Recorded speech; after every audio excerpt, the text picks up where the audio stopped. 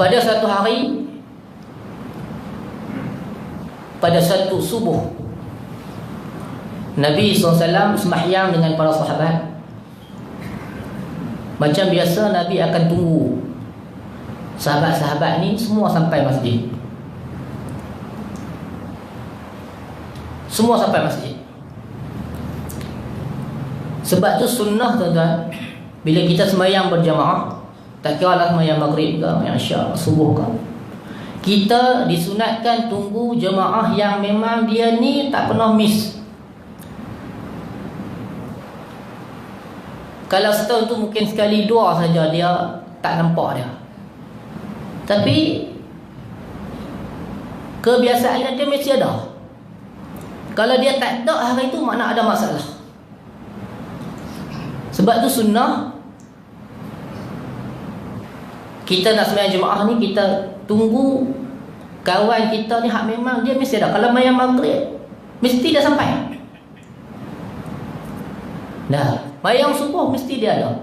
Jadi Sayyidina Sya'ban ni salah seorang daripada jemaah yang tak pernah tinggal sembahyang subuh berjamaah dengan Nabi SAW. Jadi Nabi dah Sayyidina Sya'ban tak sampai lagi, Nabi tak sembahyang lagi. Nabi kita tunggu sampai Sya'ban sampai. Tunggu Sayyidina Sya'ban tak sampai juga. Jadi Nabi kata, kalau kita tunggu lagi takut subuh habis. Jadi sembahyanglah Nabi SAW dengan sahabat. Lepas sembahyang, selesai sembahyang semua, Nabi ajak sahabat pergi ke rumah Sya'ban. Tanya siapa kan sahabat yang tahu mana rumah Sya'ban. Jadi ada seorang sahabat dia tahu. Jadi dia bawa Nabi daripada Masjid Nabawi, Masjid Nabi jalan sampai rumah Sayyidina Sya'ban ni, tuan-tuan, masuk waktu duha. Matahari dah naik dah. Mana perjalanan dia jauh. Tiap-tiap pagi dia berjalan pergi ke masjid. Sampai rumah Sayyidina Sya'ban, datanglah isteri dia.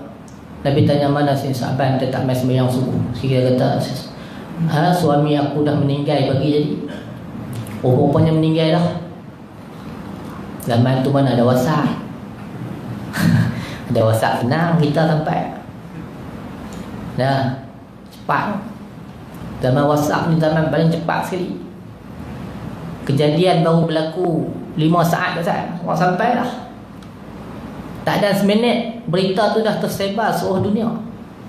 Tak sampai seminit. Oh, ni punya pantasnya penyebaran maklumat akhir zaman ni.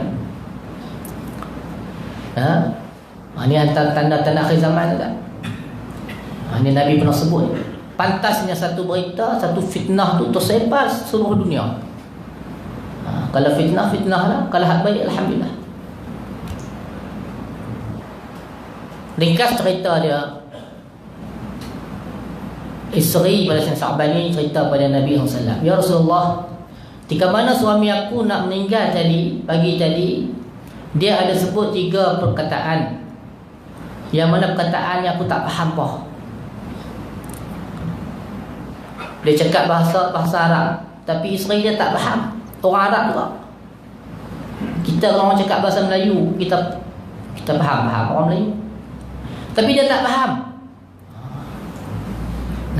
Maksud kalimah itu satu kalimah yang tak boleh gambar.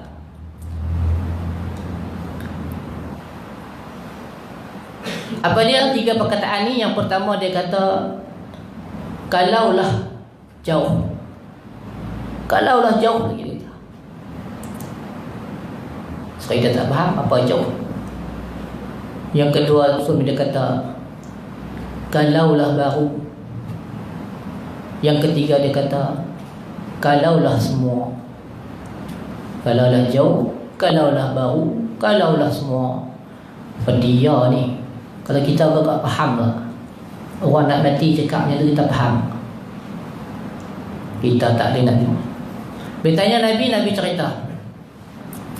Nabi Allah bagikan kelebihan pada dia mengetahui perkara yang baik. Dan Allah wahyukan. Nabi kata,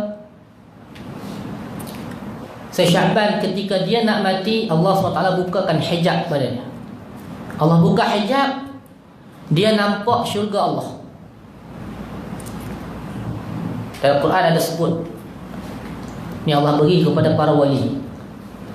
Wali-wali Allah, para salihin, ketika mereka nak mati, Allah buka, menghijab pandangan mereka ni, nampak syurga Allah. Sebab tu kita jangan pelik kalau orang mati duduk senyum. Tengok para syuhada meninggal keadaan senyum. Kalau dia nampak, Allah bukakan. Cerita yang pertama ni yang saya sahabat sebut, katakanlah dah jauh ni, apa dia? Allah tunjukkan kepada Sya'ban balasan pahala ataupun syurga yang Allah beri kepada dia. Sebab apa? Sebab dia duduk jalan pagi-pagi pergi masjid, duduk ulang alik pergi masjid. Kemudian terkeluarlah daripada mulut Sya'ban ni, kalaulah jauh. Makna kalaulah jauh lagi daripada hak jauh dah tu. Pergi jalan kaki kan. Kita ni Mercedes pun ada, tak sampai lah. Bukan orang sini lah, orang tempat lain.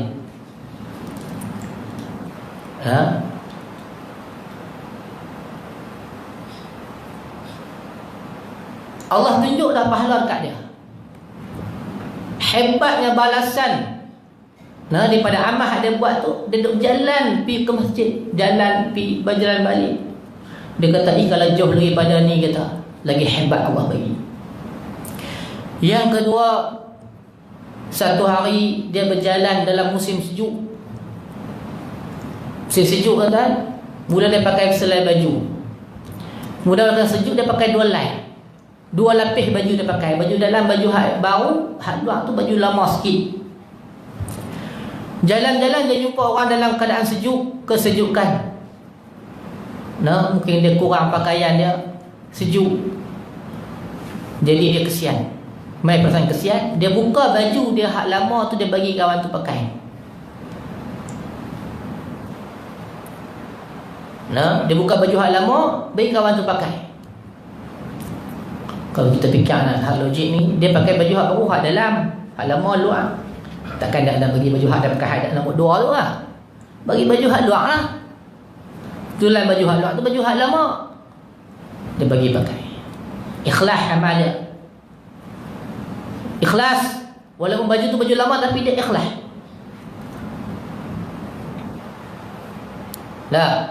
Kita beza dengan kita lah. Kita kalau pergi orang hak lama, hak pilih hak lama dulu. Betul Ustaz? Saya teringat Ustaz, cerita banjir Kelantan dulu. Masjid Sungai Ulang himpun pakaian nak bagi, nak hantar masa banjir. Punya gambar orang kita ni, seluar dalam hak berlubang tu dia bagi tak? Allah. Hak ni bukan nak bagi, hak ni dia pergi lungguk nak buang lah. Orang kita sampai tahap tu tak, daripada aku duduk simpan lama dalam rumah, biar aku bagi kat mereka, lepas pergi jauh-jauh. Kita pilih hak lama dulu, hak baru tu kemudian. Supaya kita nak buat kenduri. Lah ni musim durian, nak buat kenduri makan durian, nak buat makan pelut durian. Tuan-tuan, kalau kita beli makan kat rumah tu, orang lain tak, saya tak lah, mungkin orang lain lah. Paling lekeh pun dah beli D24, nak makan dengan anak anak dia. Hak nak buat kenduri, hak selungguk RM10 tu. Selungguk RM10, hak buah pecah lah. Buka pun boleh makan 2-3 ulas pun. Hak tu nak buat kenduri. Bukan orang tani lah, orang tempat lain. Dia kata, kalau nak buat kenduri, hak ni tak gamak sangat lagi. Dia kata pun, lagi buat Sarawak. Buat Sarawak tak perasan lah. Hak masam pun masuk dalam Sarawak jadi manis juga. Sebab apa? Tambah pula. Ni perangai kita kan. Sebab tu Allah sebut dalam Quran, la yanalul birra hatta tunfiqu mimma tuhibbun. Ayat ni duk baca lama lah. Tak jadi kebajikan tuan-tuan, sehingga mana kita infak, dia tak jadi kebaikan, tak jadi kebajikan, tak jadi pahala, sehinggalah kita infak sedekah hak yang paling kita sayang. Ni baca lama Ustaz, nak buat tak jadi. Dah, bukan kata tak reti. Bukan kata tak mengaji, tapi nak buat tu tak sampai lagi. Tak sampai makam lagi. Hak paling kita sayang, kita bagi hak tu jadi pahala Allah kata. Dah. Baik. Jadi sahabat ini dia pun bagi baju ni. Allah tunjuk pahala dekat dia. Dia kata, ya laita jadi ish kalau aku bagi baju baru itu. Tapi nak cari tak dia. Allah tunjuk pahala dia tak. Istara ni aku bagi baju lama, kalau aku bagi hak baru ni macam mana? Nabi cerita. Dia nampak. Dan yang ketiga, satu hari ada orang mai rumah dia. Orang dalam keadaan kelaparan mai rumah dia, ketuk pintu. Tanya makanan. Dia pun kesian. Dia ada sebiji roti lah. Roti ada sebiji lah. Kawan mai minta. Dia kata, ish, kita makan, kita bagi dua. Nah, bagi dua. Dia makan separuh, dia bagi ke orang tu separuh. Hak minta tu separuh. Allah tunjuk pahala tu. Batu amalan kita ni tuan-tuan, kadang-kadang kita buat sederhana sangat. Sederhana ni tengok keadaan kita tuan-tuan. Keadaan. Sebab tu kita kata, pahala orang sedekah ni dia tak sama. Boleh jadi orang hak bagi sikit tu dapat pahala lagi besar daripada orang hak bagi banyak. Macam mana? Ada orang dia ada 10,000. 10,000 dia ada. Dia bagi 1,000. Dia ada apa lagi? Dia ada lagi 9,000. Ada orang RM10 dah. Ada RM10. Kalau dia bagi RM5 pun banyak lah. Sebab apa? Tinggal kat dia tak banyak mana. Banding awak ada banyak tadi. Dah. Jadi pahala sedekah ni dia tengok tahap kita kata pengorbanan hak dia bagi tu.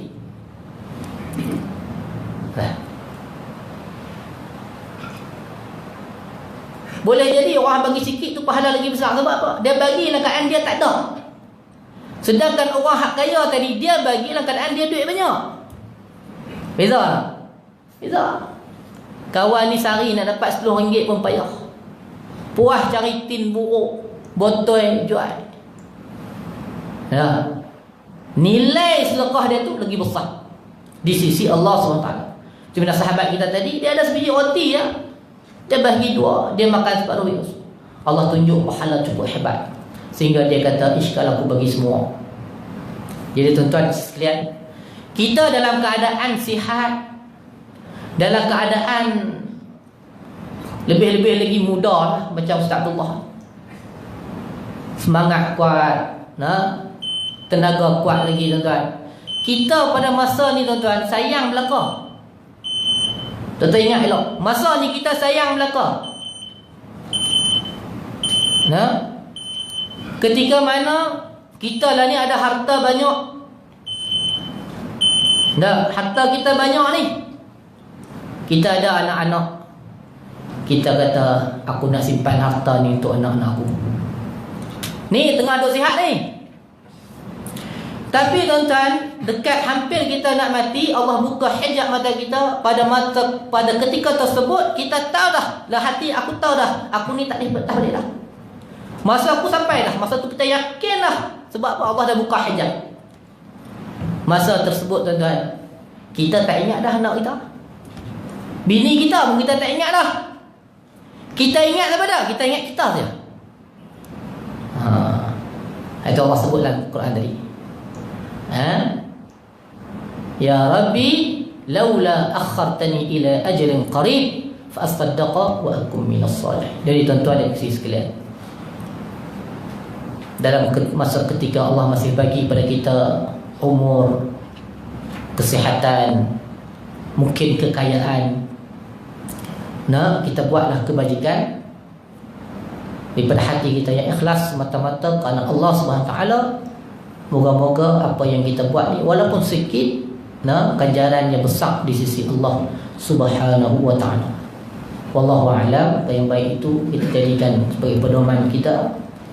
Yang kurang itu kita jadikan sempadan. Saya mohon maaf kalau ada salah dan silap. Wabillahi taufiq wal hidayah. Assalamualaikum warahmatullahi taala wabarakatuh.